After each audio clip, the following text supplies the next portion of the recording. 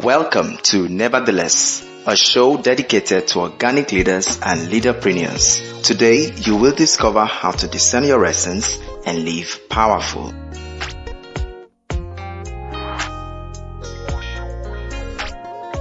Hi, this is Nevertheless, the show for organic leaders and leaderpreneurs. My name is Bidemi Mark-Mordi. Always a great time to spend bringing this show your way. Last week we looked at the gains of reflective thinking, and I got quite some feedback. People said, someone actually sent me a message to say she'd never thought about reflective thinking in that manner, and that now she was not going to be running around doing everything. She was going to take her time to reflect on the things that she's supposed to do. How's it been with you? Guess what is in the air? Love is in the air. It's February 11th as I record this podcast, and in a few short days, the lovers are going to be loving. But here's my take about love and Valentine's and stuff like that. I just think that every day you ought to just love one person at least.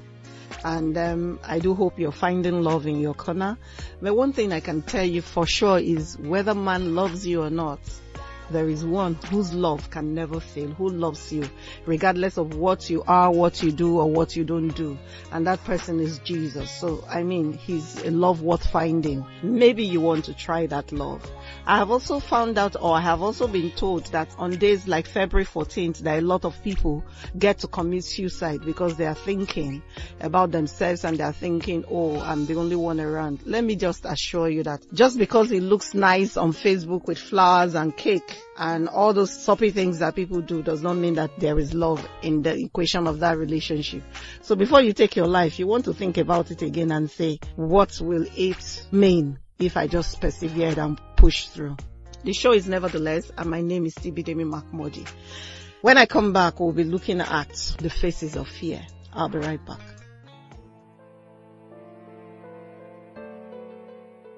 Are you frustrated and tired of life? Do you feel trapped in life's maze and don't seem to find your way? Or are you passionate about your purpose and destiny and want to find out more? Then get a copy of DNA. DNA, Destiny Navigational Application, is a book written by Bidemi Mark-Mordi, where she coaches you to distill the answer to the cry of purpose, mandate, and significance. She teaches you how to discern your essence, discover your God-given mandate, deploy power, and demonstrate dominion. Get a copy of Destiny Navigational Application from any bookstore near you or call 234-813-360-2883 or send an email to bidemi@bidemimarkmordi.com to place your order now.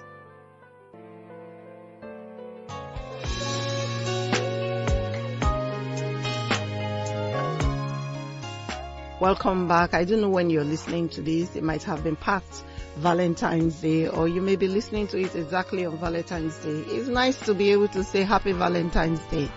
But more than saying Happy Valentine's Day to you, I really wish and pray that you find love, your kind of love, in your corner, in your piece of the world. Because as they say, love makes the world go round.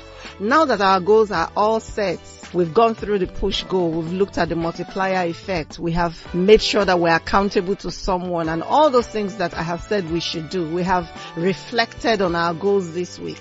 What is the next thing that we can do? We're no longer in the series about goal setting, but we're still looking in the view that it's still the beginning of the year. I want us to take a look at, okay, now that our goals are set, what is the next thing that I can do?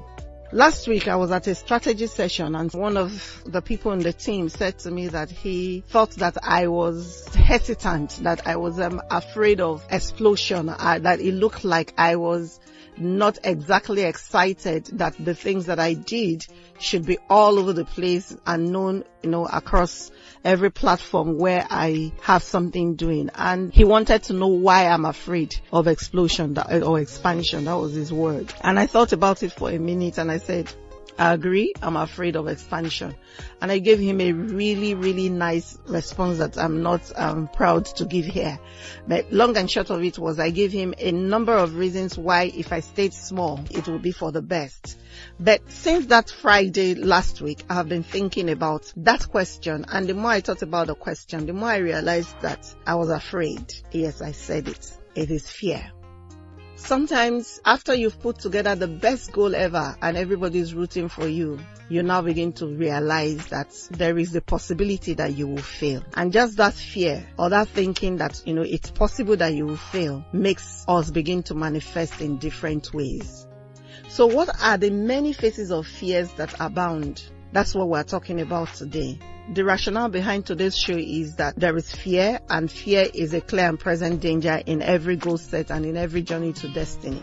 The second thing that we want to look at is the fact that, okay, if there is fear, fear must present in certain ways. So we want to try and identify the ways in which fear presents for each one of us. And the third goal for this show is to be able to look at ways of overcoming or tackling those fears so that we don't stop in our tracks.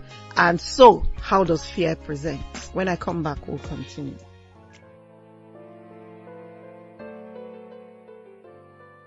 In a world filled with many fears and discouragements, life often becomes a burden. For those who know the way, life's just simple. Don't worry, you're not alone on this life's journey, as Bidemi shares powerful insight and principles from her everyday work and life experiences in her book, Nevertheless. Nevertheless is a book designed to encourage and equip you to face life with courage, hope, and determination.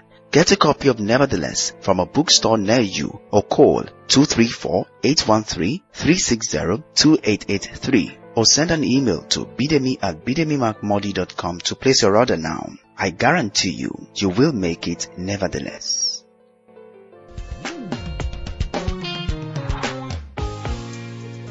Welcome back. It's still Nevertheless, the show for organic leaders and leaderpreneurs. Rabbi Levi Brackman and Sam Jaff, in their book Jewish Wisdom for Business Success, talk about the 4 faces of fear. And I remember that I read that book a number of years ago, and I have never forgotten how actually fear presents in different ways for different people. And in writing that chapter of the book, the title of that chapter was Journey Forth. And it was an encouragement that whether in business or whatever goals you've set, the things you want to achieve, there comes a time when regardless of what you think might go wrong, you need to just continue to go. And they used the example of the children of Israel at that point when Moses was about to lead them out of the land of Egypt. And the children of Israel, because they were afraid, began to present arguments to Moses why they should not go. The first set said, let's just commit suicide. Let's all die. It's better for all of us to die than to go and face, into the wilderness or go and face giants. The second set said, something, let's fight. It's a battle thing. The third set said, why don't we just stay back? Let's go back. This journey is too difficult. And the fourth one said, somebody needs to help us. Moses, no one is helping us. 4 different faces of the same thing, fear. They were all afraid, and this fear started to present in different ways. I believe that the reason why fear presents in different ways for different people is because if it presents the same way for every one of us, then maybe we would learn its tactics and then we would recognize it for what it is, and then we'll keep moving on. What happens is it takes into consideration the temperament of the individual, the goal the person has set out to achieve. And so it presents in a way that makes logical sense to the individual. So what are the 4 faces of fear? And when I say faces, I mean F-A-C-E-S. As in a human face. What face is your own fear wearing? Face number 1, according to the authors of the Jewish Wisdom for Business Success, is the self-sabotage face. Self-sabotage face. And as I read the book about 5 years ago, I remember thinking to myself that this is so true of me. This is so true of me. This is so true of me. I self-sabotage when I'm afraid. And what does that mean? Maybe you need to first of all recognize what self-sabotage is. Self-sabotage is behavior that interferes with the long-standing goals. One of the most common manifestations of self-sabotage is procrastination. People have a lofty goal in front of them. They've even invested money sometimes in pushing through this goal. And there's something in the deep of the night says to them, you can't do it. Or something says to them, if you do it and you fail, you will be ridiculed. Something stupid like that. And before you know what is happening, the person is procrastinating. He says, I will do it tomorrow. Then he says, I'll do it the next day. Then he says, I'll do it the next day. And before we know what's happening, it's a year, it's 2 years, it's 3 years. And finally they come and they just decide, they say it's no longer relevant for the season of my life. So they stop. Self-sabotage. And it is triggered by fear. So the question is really, can I actually put together a plan and begin to by myself work against myself? Yes, it is possible. I've done it a lot of times. Let me tell you how I do it a lot. And, I have to consciously tell myself you need to go. I would have gotten into a conversation with someone, maybe for a business meeting. I would have set an appointment, and the idea is, okay, come, let's sit down. We're going to talk about this business and all that. And then a day or two preceding that meeting, I'll begin to have second thoughts. I'll begin to doubt my ability. I'll begin to think, what if the person doesn't take me seriously? All of those thoughts begin to run wild in my mind. And usually, before I know it, if I allow myself to continue to go or flow in that train of thought, what usually will happen is by the eve of that meeting, I would have developed a fever. And so I now have a legitimate reason why I can't go. So you see me getting on the phone, telling the person, I really would have loved to come, but you see, I now have a cold, my head is hurting, I won't be able to make it. And because they don't know what it is that I'm struggling with, they usually will say, so sorry, let's do it another day, and they let me off the hook. And the moment I drop the phone, it's like a massive relief. Oh God, thank you, I dodged that bullet. Self-sabotage, triggered by fear. The truth of the matter is, there is no guarantee that what you have set out to do, you will achieve it 100%. But the truth of the matter also is that there was a reason why you set out. So when you get into that place where you begin to want to try and self-sabotage, you need to think about it and say to yourself, why did I want to do this in the first place? Let your why be big enough. Let it be the reason why you're pushing through, even though it looks like you're going to fail. Because in the end, if you fail, do you know what this is? Somebody is holding you accountable. It may not be man, but God himself will hold you accountable. That's why you don't want to do this. So when the children of Israel said to Moses, let's not go, let's commit mass suicide, it's better to die here than to go. Moses said to them, you will not do anything, you will just hold your peace. Because in the end, that's what it is. It is fear manifesting in different ways. Second phase of fear is fight.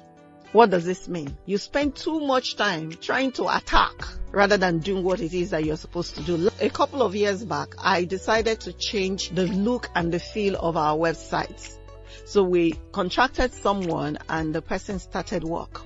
Midway into that, he's getting it done, he started to renege on all his delivery dates. He started to miss his deadlines. He started to not show up for meetings. And the more he didn't do that, the more whatever it was that we set out to achieve was being delayed and was being derailed. And I remember that for at least 2 months or more, I couldn't do a show because the website was just not optimized enough. And I took one look at it. That was one time that I realized that it was fear. I don't know whether the fear was his, in that he wasn't 100% sure of what it was that he was delivering. But I realized that there was something there that was making someone not deliver.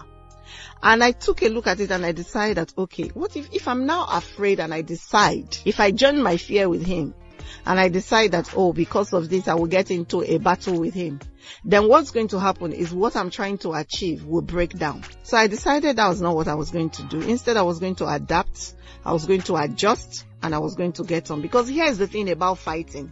When you are trying to birth a lofty thing and all of a sudden you get distracted by people, team members who are not delivering on their deadlines, all kinds of things. Even though you are doing this thing quaking in your boots, the tendency is all of that is happening around you, that drama. If you are sufficiently afraid enough, the tendency is you will plug into that drama and then you now spend all your days and all your times trying to quench these fires, trying to get angry with this person. Why not delivering on what it is that you have set out to deliver? So I took a look at what this guy was trying to get me to do, and I said to myself, I will not pull hell teeth with you. Instead, I will adapt. So what I did was I simply transitioned him out of the equation because what I wanted to do needed to go on. It's not every battle that you fight. Long time ago, I learned that you choose your battles wisely. Fear can make you get into battles you shouldn't fight just because it keeps you busy while keeping you away from the thing that you want to achieve. So that's the second phase of fear. The third phase of fear is retreat. Is retreating. A lot of people just decide that, we can't do it anymore, so we give up. Why? Because the process is harder than they had envisaged. Or some other people say, okay, well, we'll retreat. It's not that we won't do it anymore. We'll just cut down what it is that we want to achieve. That's why if you remember about 3 or 4 shows ago, I said to you that I'm not a boot camp person. I'm a bite and pieces person. And that's because I know that fear can make me quickly run back.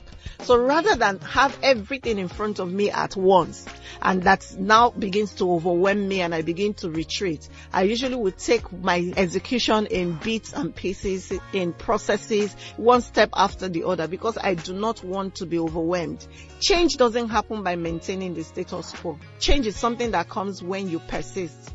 So you cannot afford to retreat now. Your goals are made. We've gone through the push goal. We've done accountability. We've looked at the multiplier factor. Do you now want really to stop? This is not the time to stop. Now, I see a lot of people are retreating, and especially in business terms, because they're taking a look at it. They're saying, no, the economy is bad. This is that, that is that. Something isn't doing, that is not doing. And for that reason alone, they are deciding. They've decided that the dream that they had, lofty dream that they had shared with people, and everyone is said to them, go for it. They are retreating. Here's the thing. You cannot retreat because the economy isn't great right now.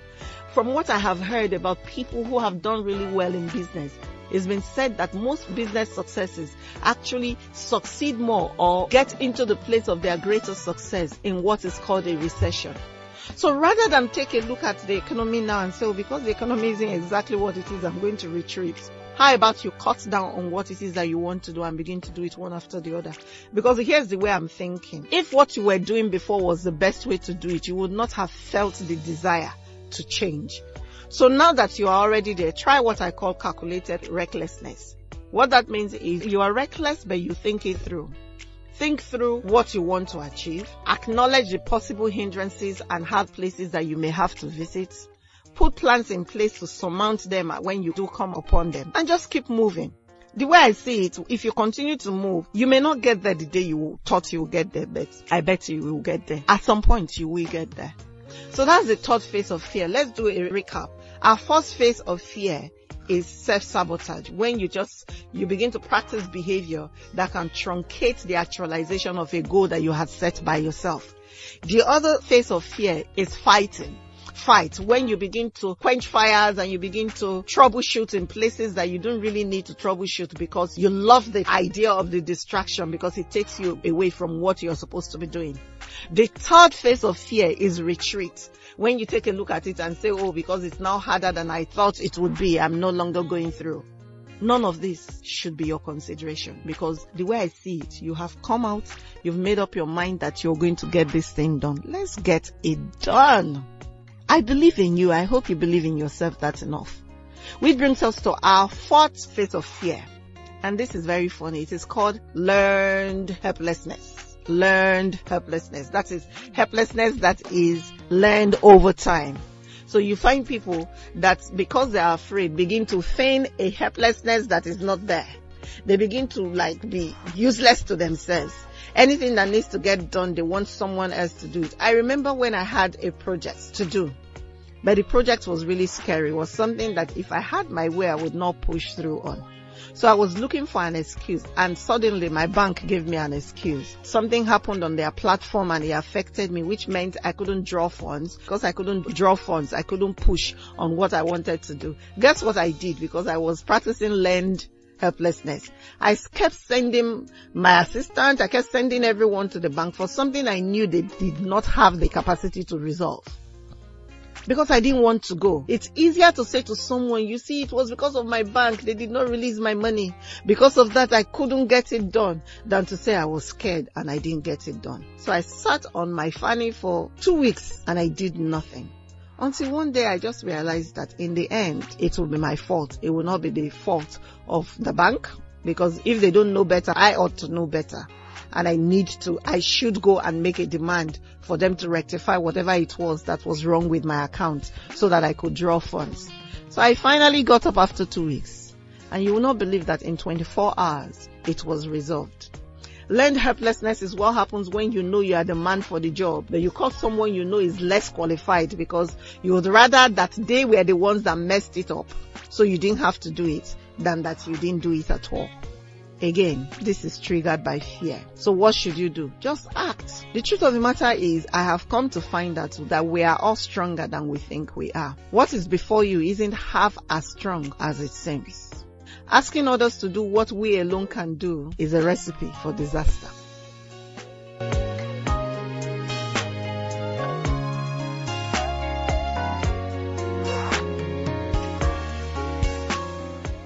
The show still is Nevertheless, and we're looking at the faces of fear. And the idea of today's show is that now that our goals are set, some people, God forbid, hopefully, in January of 2016 or February of 2017 rather, will still be here twiddling their fingers over the plans that they had made 4 years back because they are afraid, and because of that they go into the space of self-sabotage, they fight, they retreat, they practice learned helplessness, all in a bid not to get it done. Now here's the way I see it. There's no excuse for not getting it done. Yes, you may have an excuse, but is it really tenable is what I'm asking you. You need to remember that you set out on this course because it meant something to you. A few shows ago, I said to you that an idea is a hint from God that it is possible. An idea is a hint from God that it is possible. This idea is your hint from God that what it is that you've set your hands to can work. So why do you want to give it up? Because of fear. So the question is, can I ever overcome fear for all the things that I do? I wish I could say yes to that question. No. Fear is a steady companion in the journey that we're on. But how you go about doing it is what matters. What should you do? Wake up in the morning, stare fear in the face, and say to yourself, I might be afraid, but I'm doing it afraid. And continue to go. And I can assure you that if that is your attitude, by the end of the year, you may not have achieved everything that you set out to achieve, but you would have done so much that you'll be proud of you. And I definitely will be proud of you. Life is a waste if it is not spent doing the things that matter to us. And fear has just one purpose and one purpose alone, to ensure that you don't do the things that matter to you. So why don't you get up today, dust your business plan, break it down in bits and pieces, and take that first step. You'll be amazed how many people are waiting for you to take the first step so that they can come and lend you a hand.